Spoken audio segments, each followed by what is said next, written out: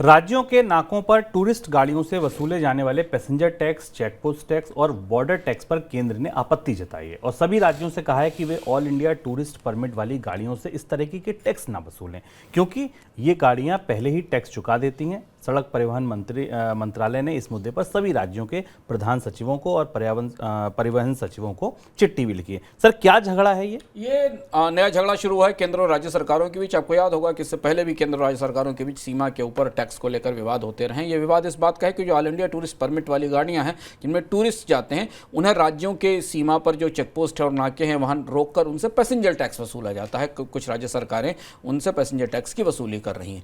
सरकार का मानना यह है, केंद्र सरकार का कहना यह, हालांकि जो ट्रैफिक है और सड़क परिवहन है उसका एक हिस्सा राज्य सरकारों के नियंत्रण में आता है संविधान के तहत, लेकिन केंद्र सरकार का कहना है कि ट्रांसपोर्ट सर्विस में खासतौर पर जो टूरिस्ट हैं उन पर, जो टूरिस्ट व्हीकल हैं उनके ऊपर ऑल इंडिया परमिट के आधार पर टैक्स चुकाया जा चुका होता है और इसलिए राज्य सरकारों को ये इसकी वसूली नहीं करनी चाहिए। लेकिन कई राज्य सरकारें इसके बाद भी अपने यहाँ पैसेंजर टैक्स लगा रही हैं।